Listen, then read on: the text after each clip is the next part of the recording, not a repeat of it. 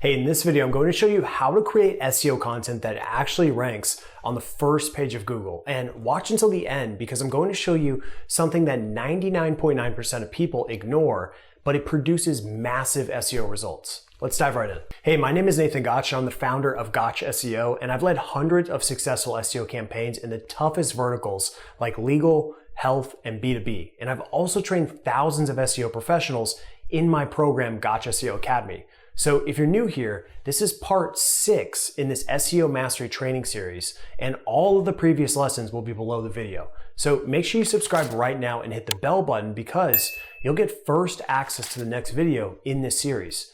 So if you're excited about this video, like it right now and let's dive in. So the first question is, what is SEO content? Well, I break SEO content into 2 categories. Number 1, keyword-driven content, which is content that is targeting a qualified keyword. I'll explain what it means for a keyword to be qualified in a second. Number 2 is link bait, which is content designed to attract backlinks, but isn't necessarily keyword-driven. Now, it certainly can target a keyword, but it's not a requirement. I'll give some examples later on in this training. Now, ideally, you'll want to use an 80-20 split when creating these 2 different types of SEO content. 80% of your SEO content should be keyword driven, while the other 20% should be designed with the intent of acquiring backlinks. But with that said, let's start with keyword driven content. So here's how to create a piece of SEO content that actually ranks. Number 1, identify a qualified keyword. So I tackled keyword research in a previous video in this series, so make sure you watch that. However, let me show you how to quickly find and qualify a keyword. So go into Semrush, enter your domain, and then click on the keyword gap tool and enter your organic competitors domains. And if you aren't sure who your organic search competitors are, go to the organic research tab and click on competitors. Enter these domains into the keyword gap tool. Then scroll down to the results and click on the missing tab. These are the keywords that your competitors are ranking for, but your website is not.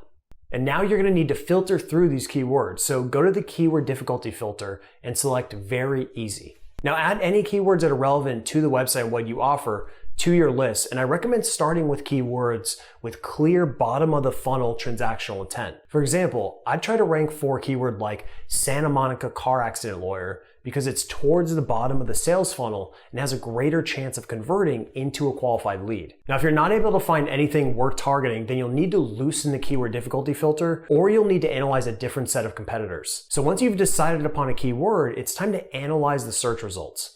For this example, I'm going to use Santa Monica car accident lawyer. So if you click on your target keyword inside Semrush, it will take you to the keyword overview section. Now you'll see that this keyword phrase only gets 90 searches per month. But remember that intent is what matters more than search volume. The truth is that you can find high volume keywords all day and drive tons of vanity traffic to your website, but it likely won't convert. The goal of doing SEO is to make more money. And that's why you must prioritize keywords with transactional intent first and then work your way up the sales funnel. So with that said, a Santa Monica car accident lawyer doesn't need a ton of leads because one big case could be worth $100,000 or more. So copy the keyword, open up an incognito window, open Google, and enter the keyword. Now you need to take note of what you find in the search results. In this case, there are ads, a local pack, and people also ask. And it's important to take note of these SERP features because they're opportunities for you to capture more SERP real estate. And yes, the goal is to rank on organic results, but what if you could show up multiple times for the same keyword?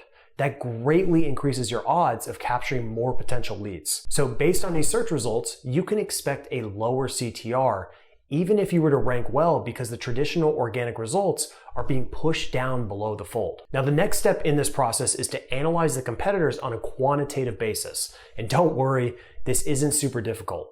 You're just going to use data to get a better idea of what you're up against. So first, how many backlinks will you need to rank? Go to the keyword overview section, enter your keyword, and scroll to the SERP analysis.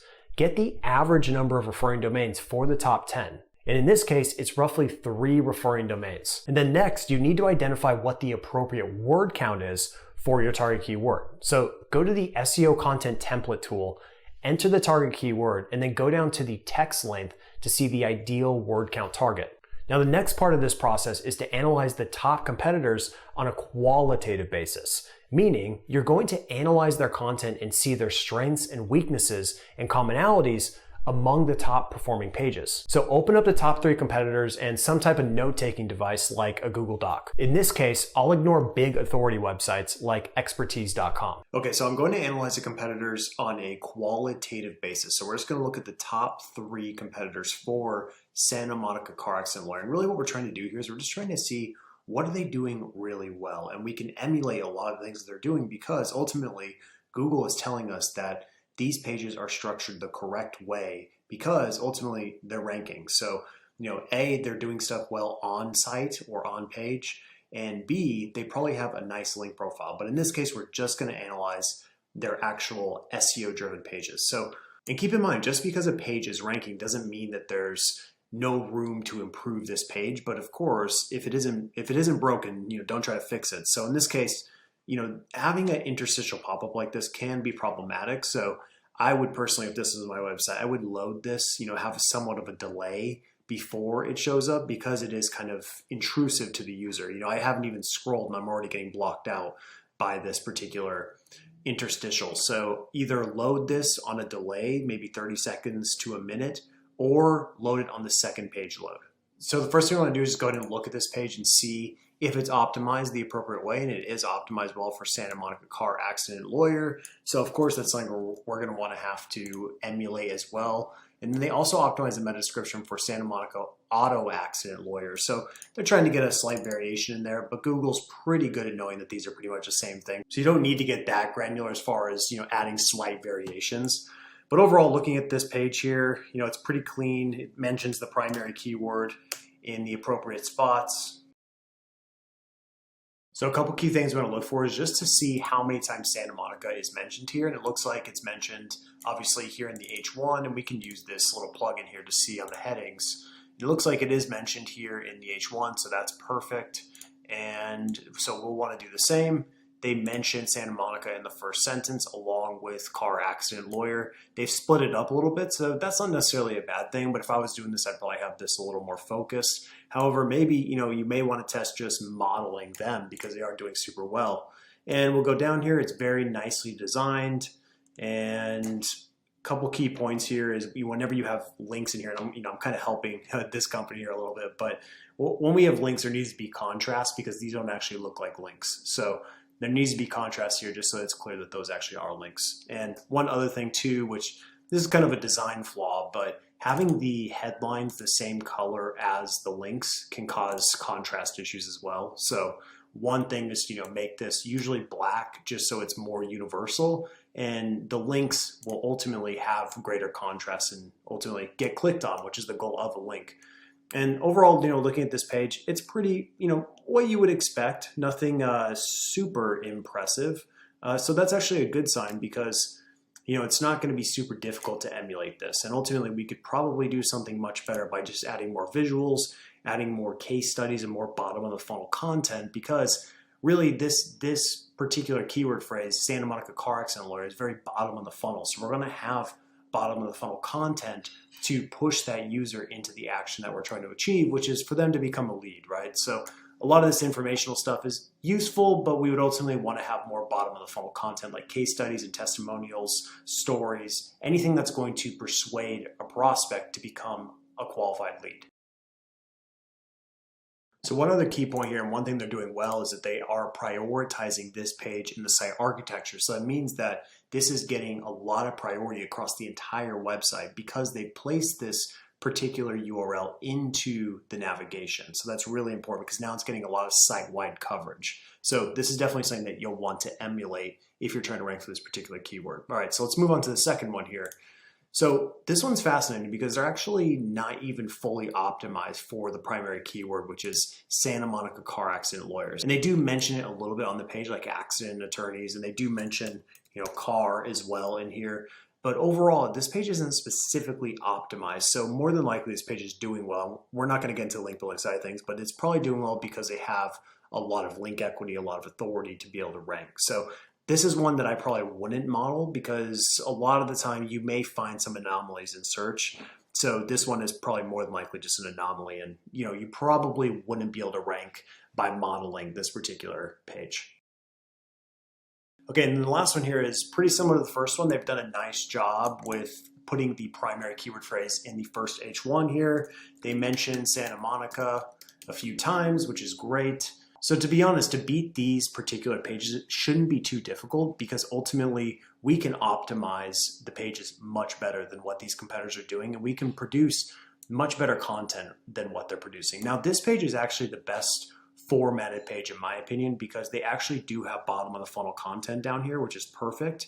And they break up the content nicely. So you know this topic isn't super fun, so what we need to do is we need to break up the content a lot to make it a much more readable. So they've done a very, very good job of this. And so this would be a good thing to emulate. And also, like I mentioned, they're doing what they need to do. They're showing bottom of the funnel content. They're showing what their team looks like. They're showing faces. So overall, this page, in my opinion, and they have testimonials here, is the best one to model or take some key pieces away from. As far as the overall experience, they also have a contact form above the fold, which is important because we want to try to drive leads as fast as possible. Like it shouldn't be a requirement that they read through all of this to become a lead. We should try to get them to become a lead as soon as they land here. We want to get that goal completion as fast as possible. But it's just important when you're analyzing competitors like these three, or really in any vertical, to take the things that are best practices, the things that they're doing well, and ultimately just try to do better, because at the end of the day, there's a lot of pages ranking on Google that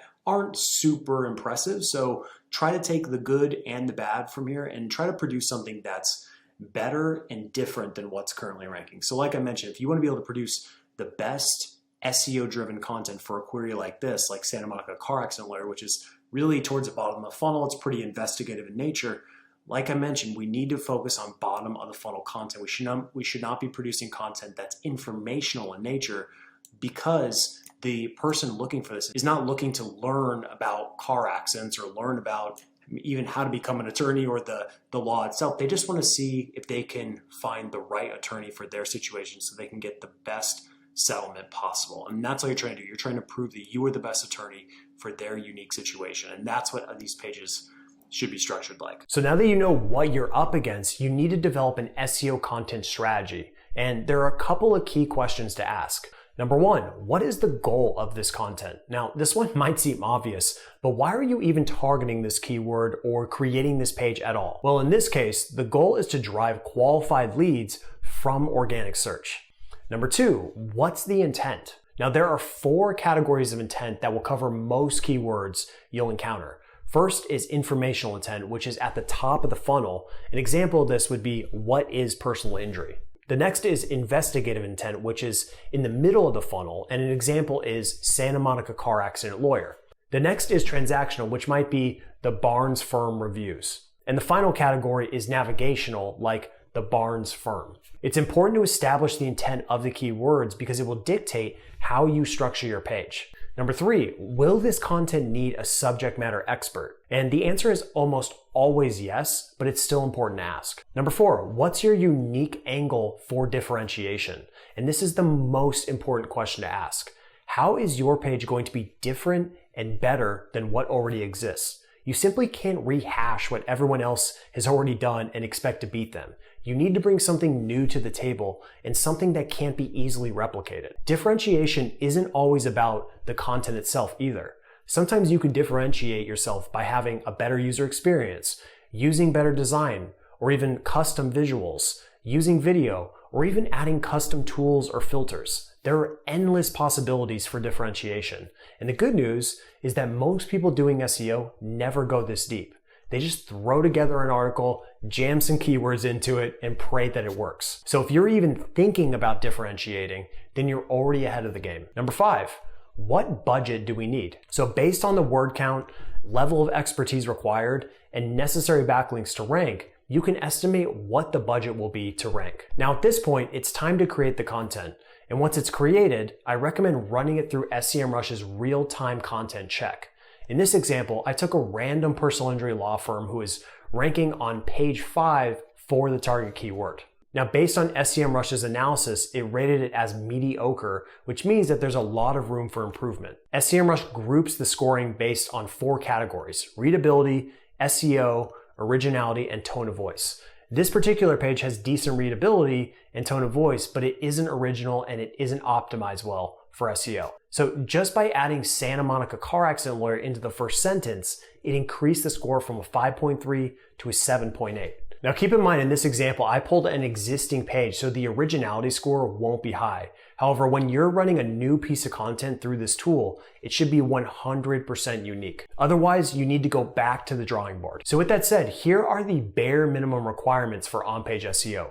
Place the primary keyword in the URL, the title, the first H1 tag, the first sentence, and the last sentence.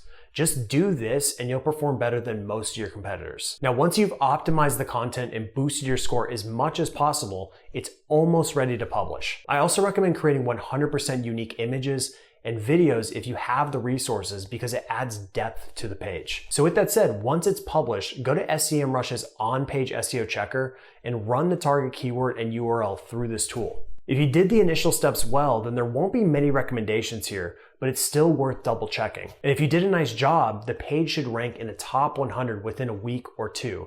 And if not, then your website isn't authoritative enough, which means you'll need to focus on link building. Now, the good news is that link building will be the focus of the next video in this SEO Mastery series, so make sure you subscribe. So now the final type of SEO content to create is link bait. And link bait is designed for the sole purpose of acquiring backlinks, which, as you may or may not know, are the biggest ranking factor in Google. In fact, according to a ranking factor study conducted by Semrush, they found that the more backlinks a domain has, the higher its position on the SERP. So some examples of effective link bait are software and tools. For example, Semrush has an insane amount of backlinks because A, it's a great tool, and B, it's easy to drive backlinks to software and tools because it's inherently linkable. One of my other go-tos for link bait is using data. And this can be data that already exists or data that you actually create.